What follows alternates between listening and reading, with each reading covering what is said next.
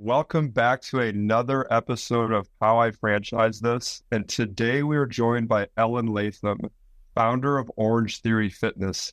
Ellen, I am super excited to have you on the show. As I mentioned before we got started, this is personally, very exciting for me. I'm a huge fan of franchising and a major fan of what you've built. So thank you again for taking the time to share your story with me, with our audience, and for joining the show. Thank you. Absolutely. Thrilled to be here. Like I was mentioning, I really like to, and I do this with our team as well. I love to get to know people, I guess at like a deeper level. Childhood, I think, forms a lot of who we are and some of the early lessons that we've had. So I'm curious, growing up for you, did your upbringing naturally point you toward a career in fitness, or where do you think that spark first happened? And I guess what was high school and growing up like for you? Yeah, I believe it did. So I'm one of four children. I'm second in the line. My father was a phys ed teacher and football coach at my local high school in Niagara Falls, New York. So, I just observed the specimen of a man. And they always said, a daughter, the first love of her life is her father.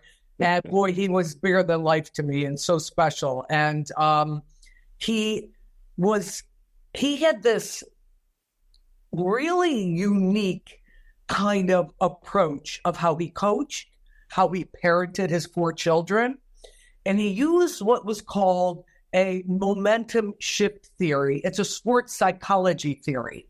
And what the theory talks about, and they teach coaches this, is that when your team is not performing like they should be, when a player is not performing at the level that that they have in them, what you want to do is highlight and bring to their attention what they do well. You focus on momentum shifting them up, it's called, as opposed to down, where you'll maybe see, especially in little league type of things, where you see these coaches screaming at kids and so on and so forth. That would be a momentum shifting down. And what this theory of psychology in sports that he was just a firm believer in, of how he functioned, was that you're going to get so much more out of that player. You're going to bring them to a height that they never thought they could be at. And he parented us four children like that. So I was very fortunate to kind of get this psychology of focus on what you have and not what you don't have. A funny story I often talk about when I'm doing my keynote is I was 8 years old and he entered me into this ice skating race, and I was far from a seasoned ice skater. But okay. And, I jokingly tell everyone I have Italian heritage here, and my mother was this little round Italian woman that layered me in so many layers of wool clothing and a nylon snowsuit that I could barely move when I was at the starting line. And the whistle goes off, and as the story goes, I literally came in dead last. I believe them picking up the cones off the ice as I was crossing the finish line. And I always look back now where I'm at and say, if I hadn't had that kind of father who, out of my side eye, was running toward me, and I'm sweating, and again, everyone is already in celebrating, and he was so excited and said, "Ellen, did you see how you took that corner? Momentum shifting up, focusing on what you do well, not what you don't." I take corners well on the ice at 8. But I certainly probably wouldn't have been an individual feeling so confident to get into a physical fitness type of career, or I wasn't that, athletic kid that was the star of every sport or activity. But what I had was more important. I had a parent who taught me about momentum shifting up, who built me up and let me focus on the things I did well. So I left there feeling happy as can be with my Reese cup. I mean, I could see it to this day. That was my reward for doing that race. And I came in dead last. And I ended up getting into the fitness business the fitness business and kind of doing well in it. What a incredible role model. I mean, I think a lot about, the stuff that I've been working on and being a serial entrepreneur, and so much of it was, in part because of good parents and good role models and people that can encourage you, even when things were hard and when you had a tough moment, but striking that balance of also challenging you at the same time. And it sounds like your dad and your parents were exactly that. They knew when to push and challenge, but at the same time, momentum shift, focus on the positive, focus what you're good at. And I mean, this is a core memory you have that, like you said, you can still see it to this day, all those years later.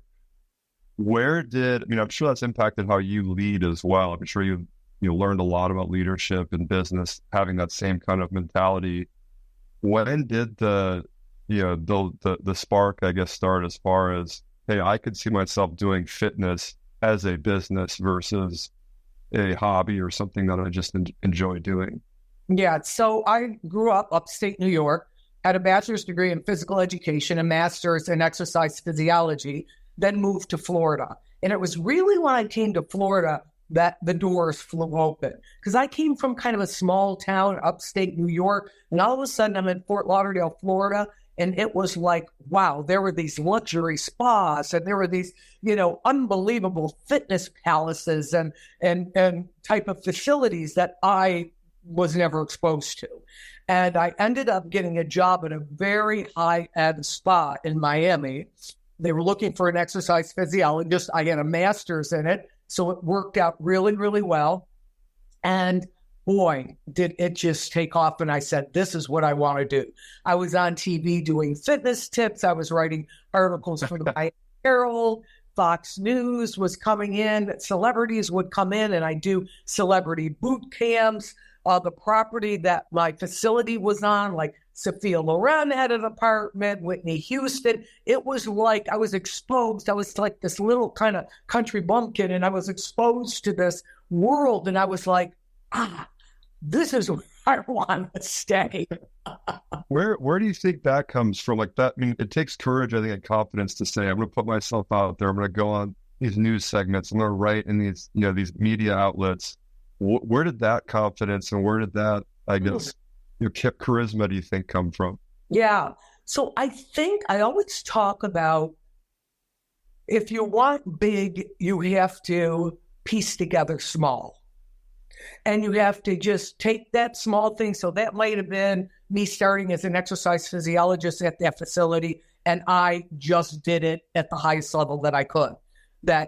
People noticed that all of a sudden I became the director of the whole spa and fitness facility there, because they were like, oh, this woman kind of has it together here. You take these small things, you do them really, really well, and you keep piecing them together. And all of a sudden I'm doing, the funny thing about the fitness tips on Fox News, they were going to go to different facilities every week. I just so happened to be the first facility they came to that they were looking for a fitness professional to do a fitness tip. Well, I was prepared. I was prepared up, down, and all around, and I blew that fitness tip away. And what ended up happening is the producer of the TV station came to me and said, how about if you do them all? And we just keep coming back here every week. It's about taking that small thing and just putting this mega effort to be excellent at it. And then those build. And now you got 2 of those things, 3 of those things, 4 of those things, and they keep adding up to a big thing one day. Mm-hmm. When you're sharing that story, it reminds me a lot of Tom Brady talks about this too. And he was a backup quarterback at first before he became Tom Brady. And when he had his moment when the starting quarterback, was out, same thing. He was so ready and dialed in for that moment that when it came, there was no one more prepared than he was. And I love that advice and that message of how you do the small things, and enough of those small things will add up, and you need to have this hyper attention, of focus to detail, and this ability to execute on that moment when it comes up. Yeah, absolutely. And it happens in business as well. People sit around the table and try to think of the next big thing. That isn't how Orangetheory was created. It was, it literally came out of, my story as it goes. that job ended up letting me go after 6 years there. New ownership, different things going on, and I was devastated. I didn't know where I was going to go, what I was going to do. But I had built a lot of those things up. I literally started doing Pilates out of a spare room in my house next to my son's bedroom. I was a single parent of a 9-year-old little boy. And that's literally where I started my entrepreneurial efforts. So again, when we talk about those small things. Now, if I sat there and I said, yeah, but look I've been on the news, I did this and that, I'm going to go and, go for this or go for that, something, way out of whack that maybe I wasn't prepared or ready for yet at that time on my own, it would have never worked. Mm-hmm. And how many years into your career were you at this point? So you're from upstate New York. What brought you, I guess, to Florida to begin with? Was it school, or was it a job, or was it to school? My sister lived here. So my sister lived here. I'm in Buffalo, Niagara Falls, pretty brutal weather. And so I was married at that time, and we came down here. And this is where we decided to, give it a go. And yeah, it just, really opened up things. I talk about like intentional learning, that it's so important that we make investments in ourselves. And this is another thing my father taught me. Never stop learning. He called it intentional learning. So after you get your degree, that doesn't mean you stop learning. After you got that certification, after you got that job managing this very high-end business, you better still keep taking different aspects of education and information in regard to business, if that is what the job is pertaining to, running a business or whatever it may be. You're constantly on this intentional investment of learning. That, to me, was huge in the trajectory of me being successful. Mm-hmm. And I completely agree. Like this, I have an 8-month-old, and I want to teach him, curiosity, just like constantly be seeking out new information, new ways to do things, people that are, way more experienced and skilled than you are at something, and learn from them. Surround yourself with people like this. And it sounds like your dad and your parents also kind of set that, freedom for you and your siblings to go learn and be curious, and it never ends. I mean, you're still probably learning things every day, at your stage and in all of our stages in our careers. But so you go take that leap, you go move down to Florida. You got some family there. You're starting to, work at the studio. You're starting to get some of the media appearances. And then you say 6 years in, new ownership, you get let go, and you're kind of back to the spot of what do I do now? What's next? But maybe there's some of this confidence you've developed at that point already from, hey, people like what I have to say, and they want to listen to me. Is this the fork in the road where, you decide, hey, do I go do something on my own, or what happens in your story from there? Absolutely. Interestingly enough, it's so amazing how and they call it imposter syndrome. And, that a lot of times it's women that have this, although I hear men go through this as well, that really don't believe in what, the dialogue in your head is saying something else, even though you've done all of these things.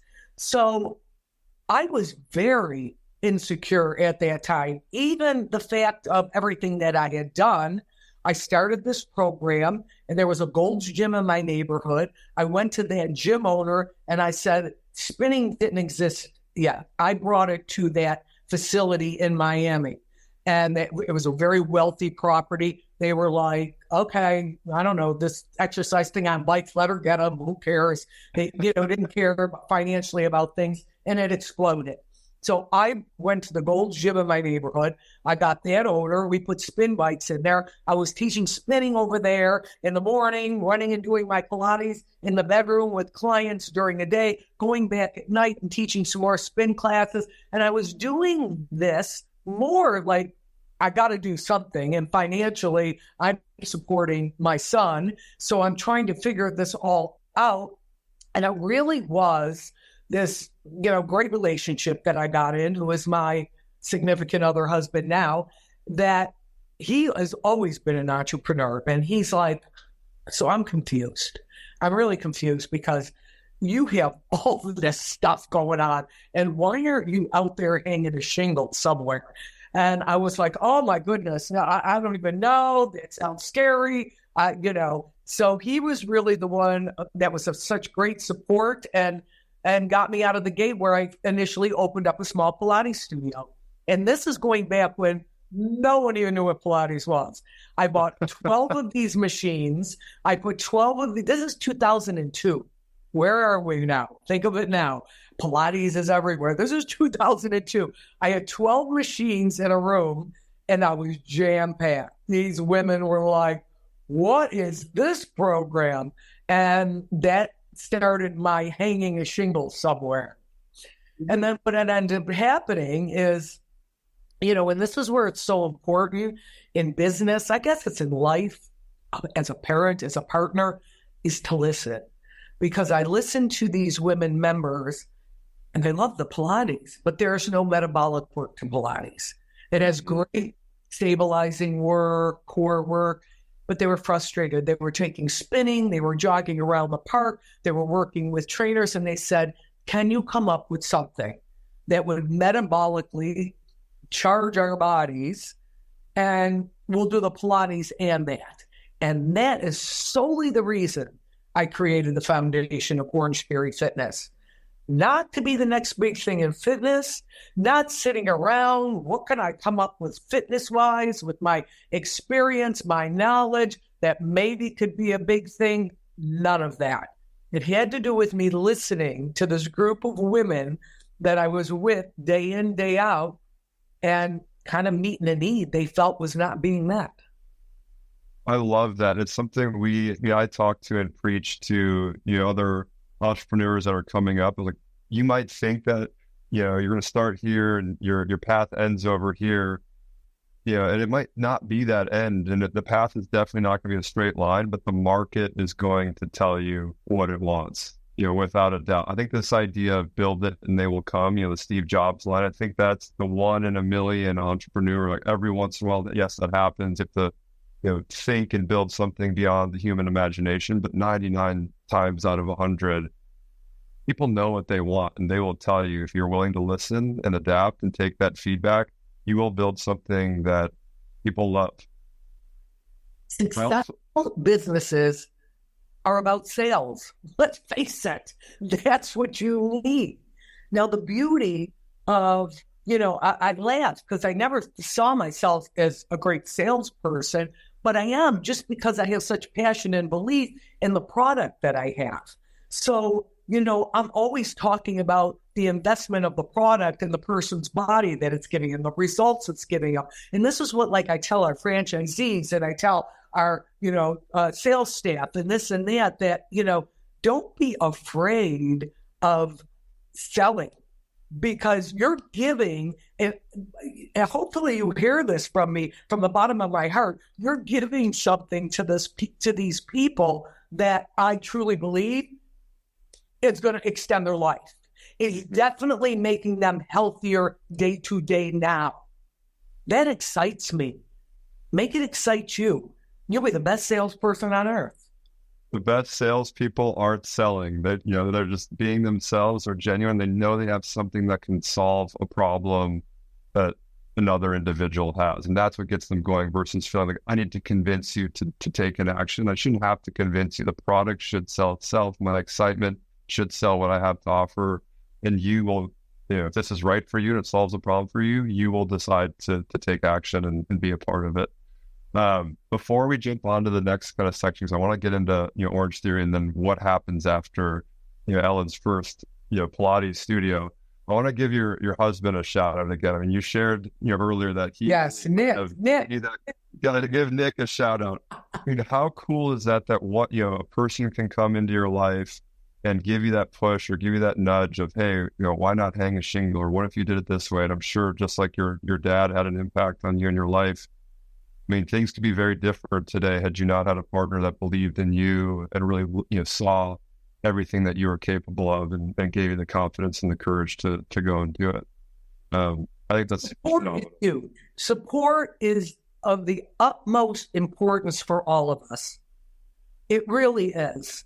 of having that person. And how I look at the best support isn't just someone who's cheering you on. You're wonderful. You're wonderful. It's a person who's calling you out. You know what?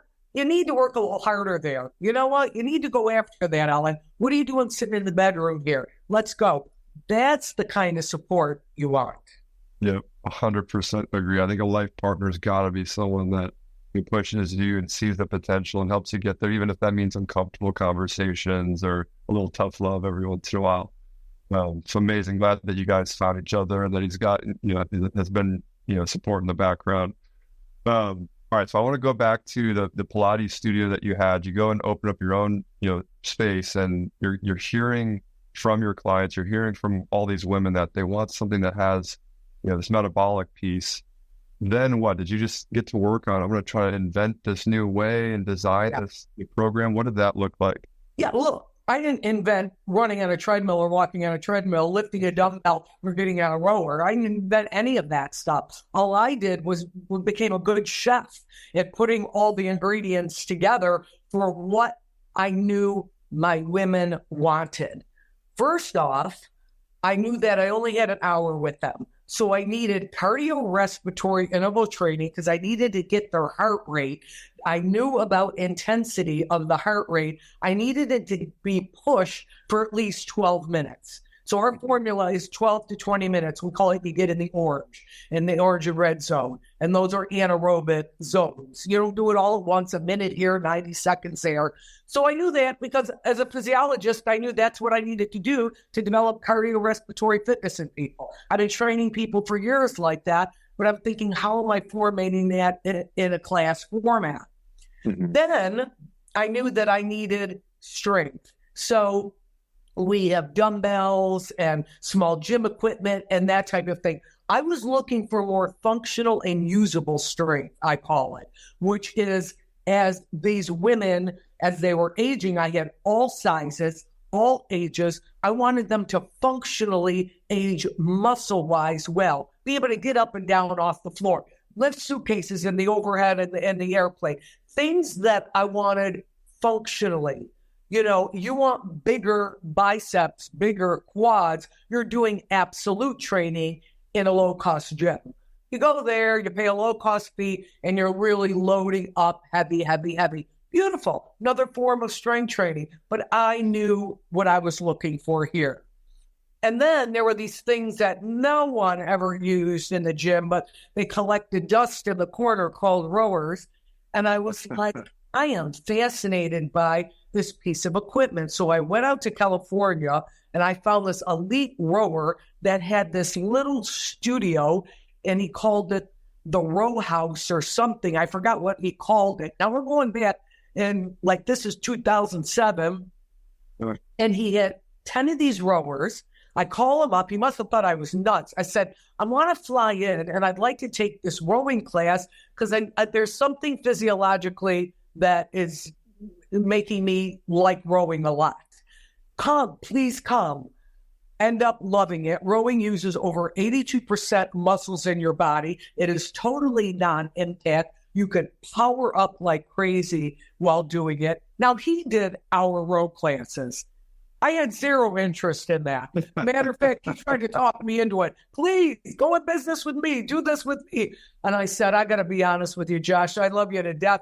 He ended up coming and working with us at corporate and training and rowing in that. But I said, I just got to make it a segment of this hour because it has so many great, powerful benefits with a non-impact twist to it.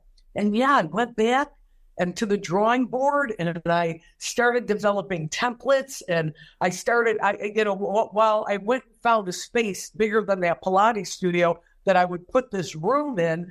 I didn't even test this program out. I was running my ladies through the parking lot, doing base push it all out. I had them having Bosus they're carrying, getting down, doing push-ups with the Bosu, chest press, crazy stuff. They must have thought I was a lunatic in this class.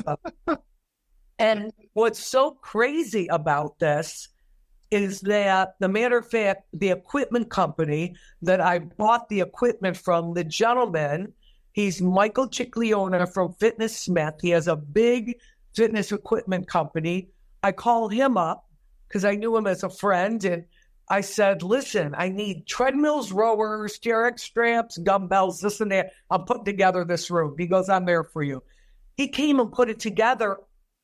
I opened the doors to that studio and had never even tested out this workout.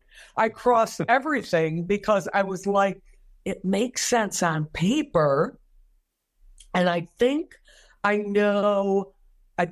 thought of some very important things that will make a lot of different levels of people successful. I created a walker category, a jogger category, a runner category. There were things behaviorally and psychologically I thought of as I was putting this all together. And I said, even if just my Pilates women take to it, but I had to make sure that, this was something they would stick with. I'll be okay. Otherwise, I'll have a room with a lot of equipment in it that I'm not going to know what to do with. But anyways, opened up the doors. Listen, did it take a while for me to work out the kinks in my, template, my language, this and that? Absolutely. But I got to tell you, the physiology is proven. People got rapid results. Rapid. These women were like crazy. Because they would do their Pilates, because I had a Pilates room, and then I had this room. I called it the ultimate workout, with the rowers and the treadmill, and they would do both. And they were truly a test site for, Ellen, this is insane. I've been doing it 6 weeks, 3 times a week, and Ellen, I feel the difference in my body. I feel the changes. And I'm very one not to talk about scale a lot, because I'm not a big one on exercise and scale, because my belief as a physiologist is the scale is about your kitchen, okay? The scale is about your food. Let's be really honest about this. The exercise is your investment in this machine that you walk around with, that you want to be as metabolically charged and efficient as possible. But I've never been one in the fitness world to be like, oh, come to this program and you're going to lose this weight. Yeah. And is that, I was going to ask, how much of the design, so much thought went into this. I can even hear in your excitement and the research, and you're flying across the country to check out equipment. How much of the initial program was based on science versus the feedback that you were hearing from your initial Pilates customers and clients? Yeah, both. And I think that is so important as someone's thinking about a business, that I didn't just, because there's a lot of great exercise physiologists out there and great fitness professionals out there, but they only have 1,500 studios that tens of thousands, million people have gone and paid money for, and they're probably smarter than me, maybe in the lab or this and that. So this is such an important thing, that you take the science, but do not disregard psychologically what's going on with people, behaviorally what's going on with people, what will keep them coming back. I laugh about this because today we hear about all these, well, you should just do interval or high intensity training. It's just 4 minutes, as hard as you can, and then just full recovery. And listen, that is not for the 10,000s of people. It is for a specific set of the population that do that. I'm not discounting that, but my drive was for this volume of women, all sizes, all ages, all physical fitness levels, that I wanted to appeal to, that they would stay with this. See, this is where maybe a lot of businesses, all I know is fitness goes very sideways. Mm-hmm. And I see that in the industry today right now with the absolutes, that this is only the way we should be doing it. Mm-hmm. I don't think so. You got to be flexible. Things change, and people's wants and needs and desires, all these things change and evolve, I think, over time. And I think you have to be able to change with it and meet people where they are. When so you call it the ultimate workout, you're getting this amazing feedback. People love it. both from a results perspective, but also it seems like it was enjoyable and fun to them as well. To your point, the kind of behavioral piece was there. Did you know, like, was there a moment where you're like, I have something unique and different here? Or was this you purely just chasing you're passionate about it, you wanted to be innovative, you wanted to listen to your customers? I mean, what was driving you to go spend this much time obsessing over building this program? Yeah, I get back to it. And I don't know, maybe this is just me or my personality, but it's very much about I stay in the moment, and stay in the moment hard, and I push, I grind hard in the moment. I don't think much about back there because, it's past. And I think, again, not a ton here. Well, I'm going to be here. I'm going to do this. I'm going to open up 3 more studios. Just not who I am. I just grind in the moment and want to be like, and I got known for this unbelievable studio, jam-packed, waitlist only.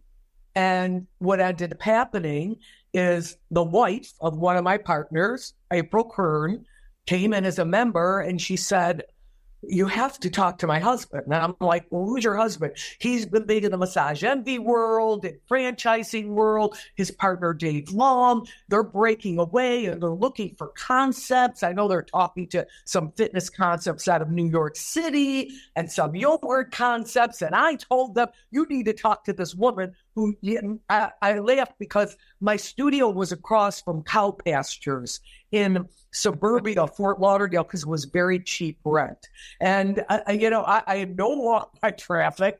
Here we go back that you rely on just, you're going to pull this off, Ellen, because you are not relying on anything. No marketing, no walk by, nothing. Totally people coming in and being blown away. And she said, I went home and told him, you've got to have a conversation. One of these have to be on every corner.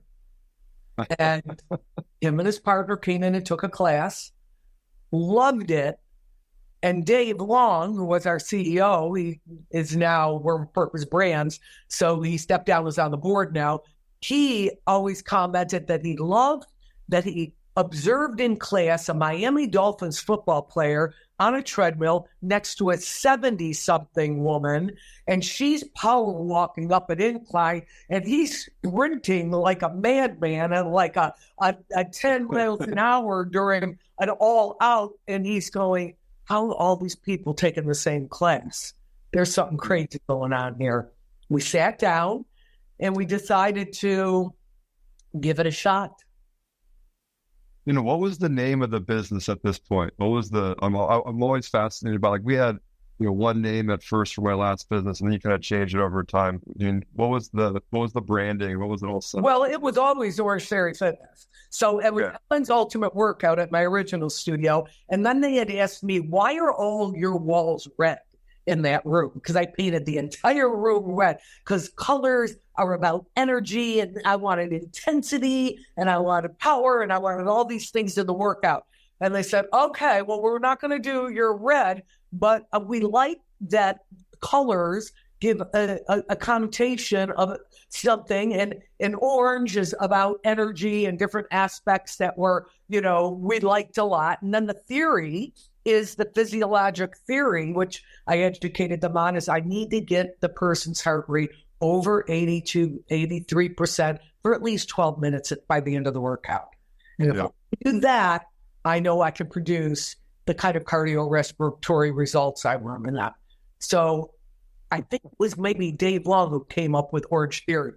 At first, we're like, no one is going to know who we are. Yeah, what does that mean?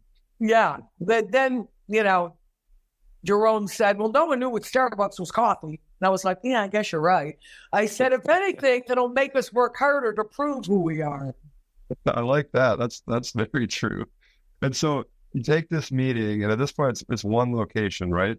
Yeah. And is that conversation, do you start to see, hey, there are signs here. There's other people, really believing in me and the potential here. Is that when the moment for you, popped up where, hey, this could work well beyond one location, and let's go forward? Or what gave you that, that push at that moment? Yeah, I think that was for all of us. This is 2010. You're just coming out of 2008, the bust and everything going on. And, a lot of people were like, we do not need another fitness concept. You're going to fail. I mean, we were discouraged left and right and all the way around with this. And a matter of fact, Jerome and Dave said, Ellen, you are not allowed in the facility, just so you know. You're not allowed in the studio because it can't be about the Ellen show, because you get people excited and hyped up and you'll sell and this and that. But we got to be able to duplicate this when you're not in the room. So please talk them into, they let me put cameras in there. So I said, you got to let me watch these coaches coach so I can give them notes on some information in regard to coaching this. So they let me do that.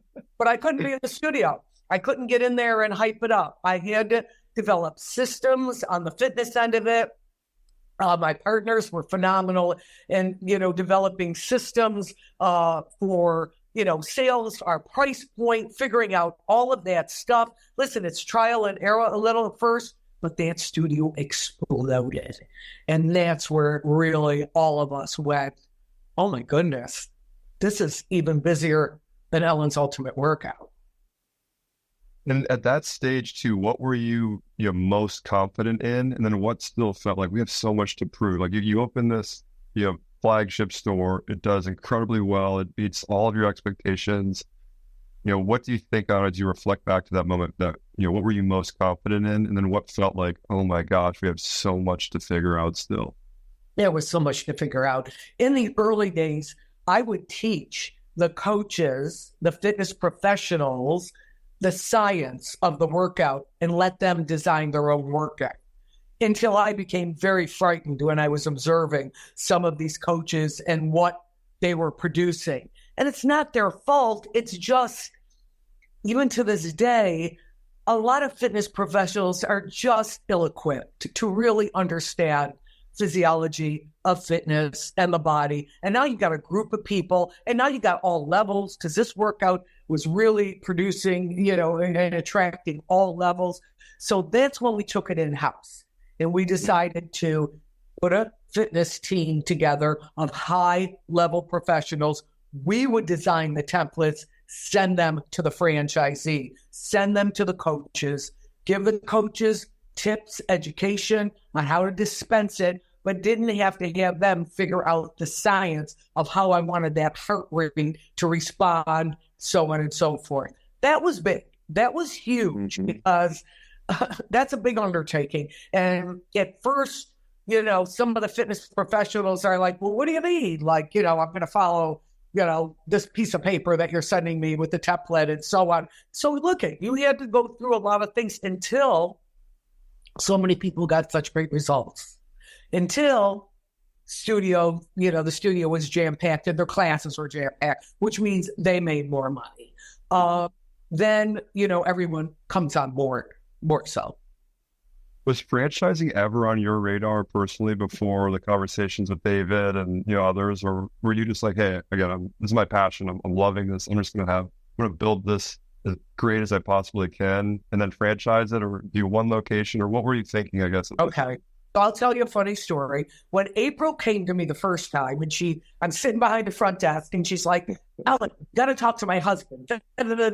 I looked up at her and I said, I'm looking at my studio. It's jam-packed. You can't even move in the hallway. I said, April, I know nothing about franchising. I'm good. That's okay. And she left. So can you imagine the missed opportunity? Now again, I go back to my support system. Nick, my sister, my friends, I'm talking to them. You're not going to believe this. This woman came in there, went, are you crazy? You can do this. So here we go. I'm now even. So again, do we all do this where we second guess ourselves? Yes. All of this, yes, going on. And because of that support team, she came in a couple days later and I'm like, April. I said, you know what? I'm going to give your husband a call. So absolutely not. If anything, if she would have left and I never saw her again, or whatever the case may be, talk about by the skin of your teeth. Oh my gosh. I wonder, I don't know if she ever has said anything to you about this, but I also am curious if April goes home and says, she has got something down there, but she knows, and she said no, and that made them want you even more. And I wonder if part of that even happened where they're like, oh, she's got it. I don't think that was it. I think that, she believed in it. And believe me, to this day, we give much of our acknowledgement to April, is that, the guys were a little, skeptical. Who is this woman across from cow pastures? And, what is this workout? Okay, it's treadmills. It's nothing new, until they took the class, and they absolutely loved it. That's phenomenal. You decide to have this conversation with April's husband. Were you skeptical of franchising? I know some people hear the word franchising, they think it's McDonald's or it's Subway, or they hear these horror stories of a friend who opened a no-name brand and it didn't work out.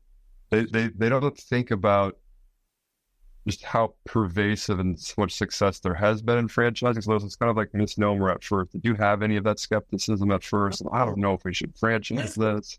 I was clueless to it. And I remember sitting down and Jerome explaining to me about ARs. There's a thing calling area reps, and then they get an area and they develop that area. Ellen, this is how it works. And what to me the key is Jerome and Dave, still to this day, and we have another partner, Dave Hardy, who's from Canada. And then, of course, we have the Purpose Brands, the Self-Esteem partners now. But Dave and Jerome, they're like, and the other Dave now, they're like brothers to me.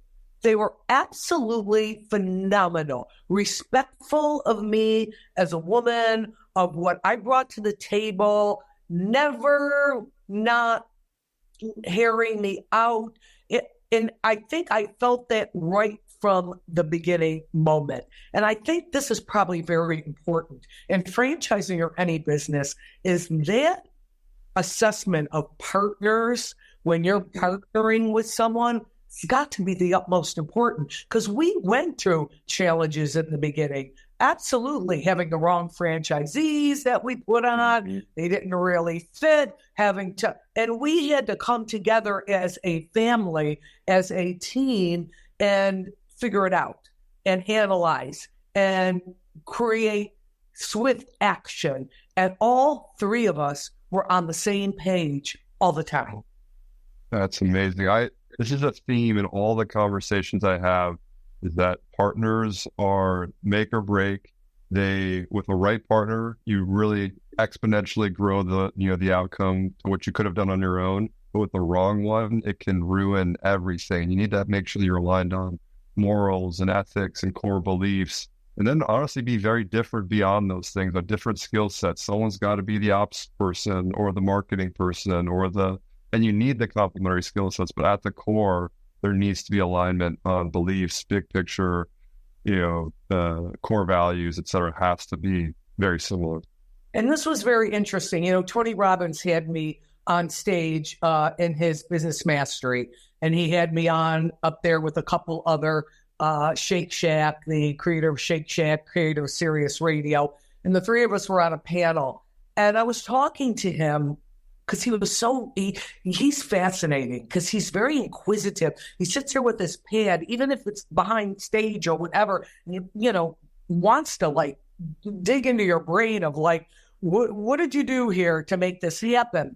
And when I talked about the partnership, he educated me, and I ran back to the guys and told them, guys, this is fascinating. He said, Ellen, as you described the three of you, the three partners to me, he said, you had what I call the perfect storm. You see, the best businesses have an artist. Ellen, you are the creative artistry who created the workout. They have a manager. Dave Long was totally the manager. He's cerebral, smart, systems, processes, and then you need an entrepreneur. And that's someone who, how do I put 10 more up? How do I put 10 more up? How do I put 10 more up? And that was Jerome. Jerome had thrown the stuff against the wall for years, trying to make it stick. He was definitely into being an entrepreneur. And Tony said, sometimes you get a person that has two of those things, very tough a lot of times, that you're great, in all three of them. Just so happens, you don't even know this, that the three of you each had these lanes that you were so strong in. And it made so much sense because we didn't step on each other's toes. It worked in so many ways of listening to, systems and processes. Dave wanted to pull up, that's a great idea, let's do that. And Jerome, knowing how to put 20 more up as quickly as possible, it just worked. I was laughing a little bit when you were saying that because I have this saying I'll tell people is you need a hacker, a hipster, and a hustler. So it's the same thing though, is you need to try to get all three, and very rarely, like you said, one person can have both. But it's like you need to have similarity at the core and then differences in the actual day-to-day skill set. Otherwise, it's just tough. You don't need two consultants or two finance people or two entrepreneurs, and then you start butting heads and you're disagreeing on things. And so it truly is a perfect storm. And I love hearing that Tony was telling you that. And that an artist, a manager, and an entrepreneur. I need to remember that. What was early growth like? So you said 2010, you have this first flagship store. It exceeds your expectations.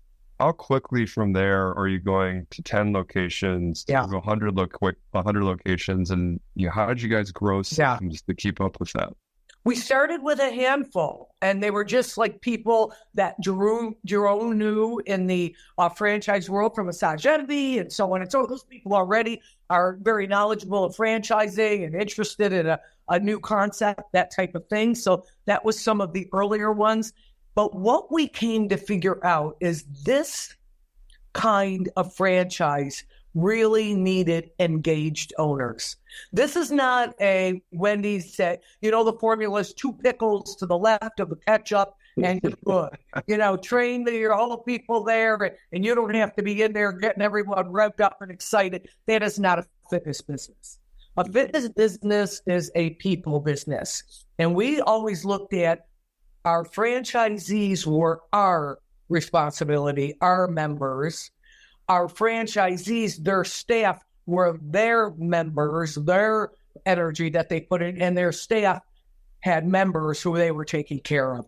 And if everyone took care at the highest level of each one of those phases, it should work. Well, we didn't have the right franchisees and right out of the gate. Very hard sometimes to select that. They look good on paper. They look good when you're sitting down with them and talking to them. And then they disappear. They're never in their studio. The staff says that, it's very hard to get off. You can't have that. I don't know if that's maybe any franchise business. All I know is ours, but absolutely in the people fitness franchise business. So we started and we actually stopped. We maybe did we have a half a dozen, 10, and we sat in our office, the three of us looking at each other and say, we are not going to take any more money from anyone who wants a franchise with us until we get this figured out, because none of us would feel good about that. And that's, again, where it's so great about where we were moral-wise and ethic-wise and that type of thing. And we did that. We stopped. We got our systems honed in. We, talked to different franchisees or people who are interested in becoming a franchisee. And we kind of, figured out who that best person is for this concept. We had to get rid of some situations out of the gate. Just wasn't a good fit. It wasn't going to work for them. It wasn't going to work So absolutely, this isn't like just boom out of the gate. So, probably was in 2012 that we're starting to, get going, and we stopped and we then booted back up and then just kept it going. The important thing is you can have vision. And I think that we did have vision in regard to what we wanted, but you cannot stop getting into the bowels of the business. You cannot stop from getting in that day to day. So when we had trainers, they were in the studios figuring out why isn't that working in that studio? Why isn't that, if we're all doing the same workout, we all have the same orange lights, why is this studio killing it and this isn't? What's going on? And we spent a lot of time, with that kind of analyzing, those kind of metrics. We still do to this day. I think that is very much the key to a big part of our success. Mm-hmm. As the numbers. We know what's working. What is the customer liking, not liking? What are we hearing from them? That listening. I always talk about. That's why this was created, for me listening to those Pilates women. Let's not stop listening, please. Let's not stop listening. And it's amazing that you guys didn't lose that. A lot of brands, especially that experience this kind of explosive growth like this, they sometimes lose touch, of that, and they lose sight of what was driving them, brought that initial success in the first place. And it's amazing to hear that you guys have really protected that at its core. Of the other day, we're building this to help people, extend their lives, and at least at the very least improve upon the health in their day-to-day life. And in order to do that in a way that's sticky and enjoyable, and while also accomplishing the physiological goals, we need to listen. We need to be in the action and in the day-to-day. And hats off to you guys for not listen. It's not easy, especially when you start getting owners that own multiple, units and 10, 20, 30, 40, 50, that's very challenging, because then they have tiers of, people they're putting together in their businesses. And are we losing any of that? And so was it 2016 or 17? We almost opened one studio a day. One studio a day. We opened almost, I think it was 300 studios in that year. So here you got, we're sending out the troops to, get these new franchisees, trained and coaches. And it was like a whirlwind. So yeah, it did. Listen, did a lot of things fall through the cracks? Absolutely. Do we fight like crazy? My partners, myself, the team at corporate, of not wanting to lose this conversation we're talking about right now every day. And we still do it. Mm-hmm. So when you talk about that scale too and that size, I know eventually private equity gets involved. Like, what was Orangetheory as it or Orangetheory as it exists today? Would it have been possible without private equity? Or, do you look back on that decision of like, okay, this was necessary. This is what allowed us to unlock that next level beyond, what we had taken it to? Yes and no. I think that it's about the group, the private equity group coming in. If they get this and really become knowledgeable of what and who we are and fight like crazy not to lose that, phenomenal. Absolutely. But it's when maybe you get so large, you start diluting these very important aspects of analyzing our business, staying very knowledgeable of what are we trying to do. Let's not stop, as you say, forgetting. We're really, the desire of this creator was create a healthier population, to take these individuals that you trained from one-on-one to now groups to now tens of thousands, and really change their lives for the better, making them better physically, emotionally, mentally, through fitness. Sometimes that got more diluted than was comfortable for me, although I don't stop screaming from the mountaintops, as you could imagine. You need that, though. The brand needs you. You need that voice to keep it authentic and genuine. I think once you lose that, it's what is it? So good for you for keep screaming from the mountaintops. How do you think about the brand is obviously very different today than it was when you started back in 2008 to 2010. I guess, how do you compare the two when you stop and reflect about everything that you guys have created and built? Yeah, I just am so proud of the many franchisees and coaches who have been with us for, over a decade, that are so committed to the work and, truly see the difference that they're making. And many have done phenomenal financially. And I'm thrilled to death I hope everyone continues to do, fantastic. I appreciate them wanting to be a part of, who we are and what we are, and only want great things for them. I love that we continue to evolve. We created our own heart rate, proprietary heart rate monitoring system.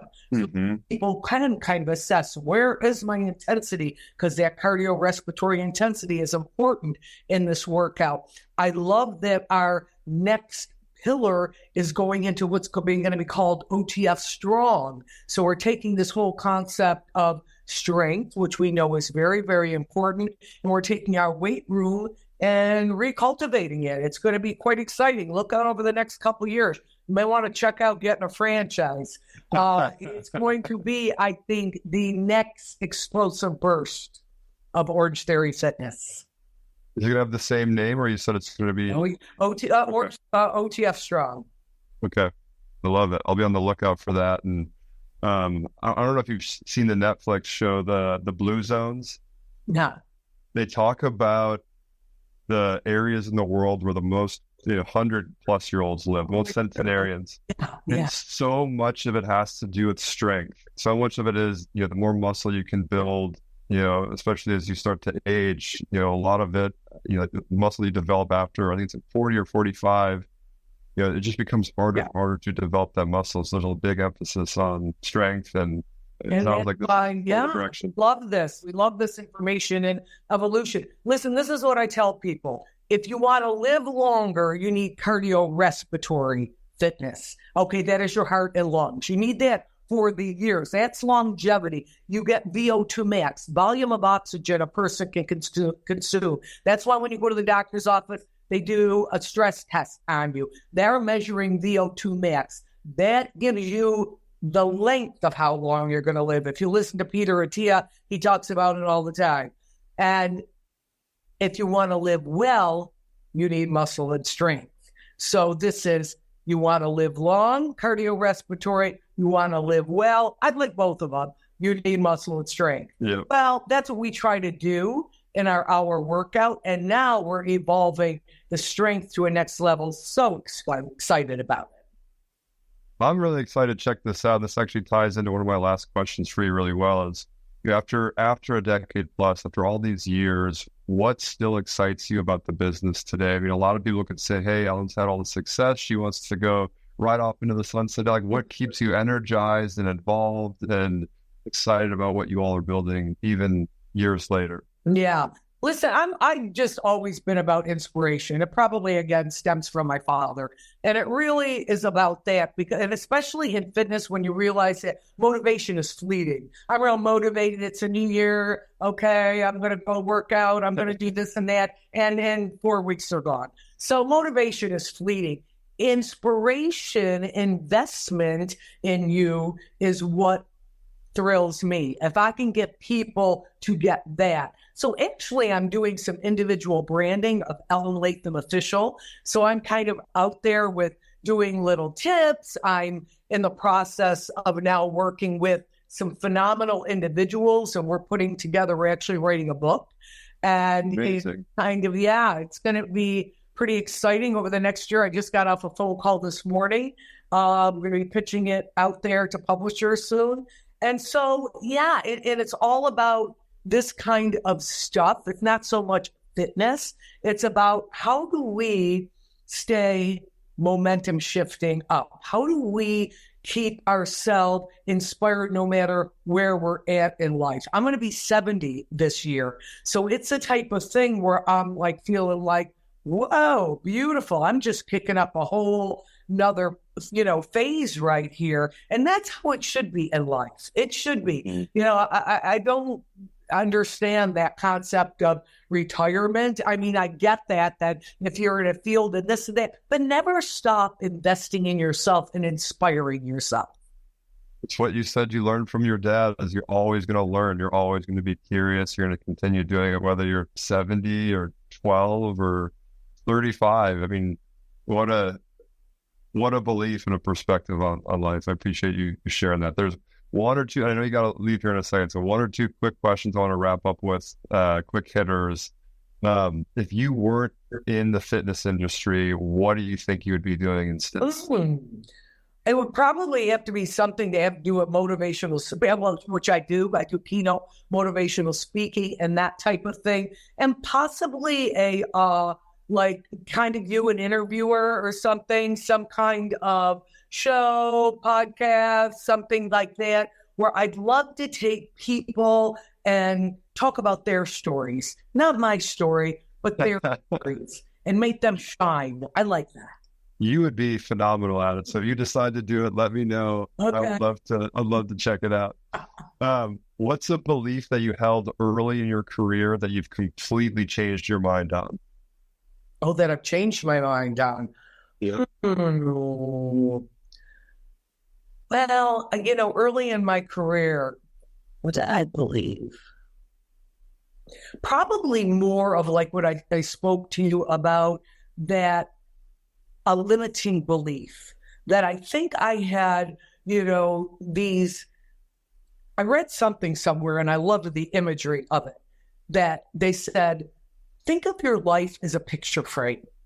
And if you want to really expand yourself, put yourself in a bigger frame and keep expanding the frame and keep expanding the frame.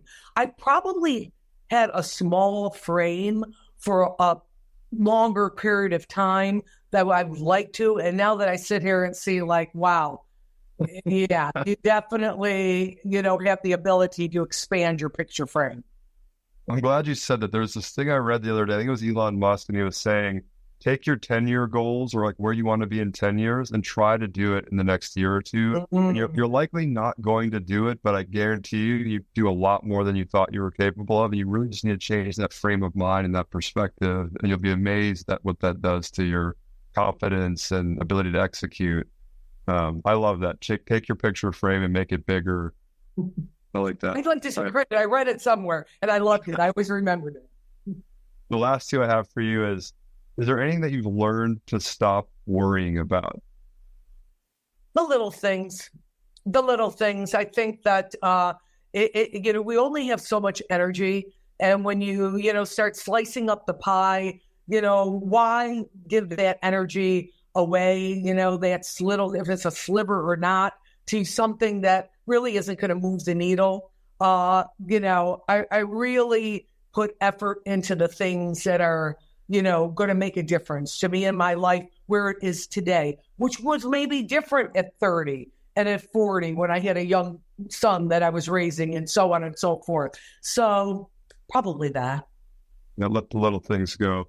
Yeah. Last question. Is there a book or a podcast or a piece of content that you'd recommend to anyone listening right now that has inspired you, whether it's franchise or business related or not, or fitness related or not, something that's just really inspired you along your journey that you'd want to share with the audience? Well, what was so funny is I probably had every book and I had tapes. Okay. We're going back, like I'm old, okay, of Tony Robbins. So talk about a full circle when I get a call that he wants me to be on a panel. I'm going to tell you, and I still had a ton of those tapes and books.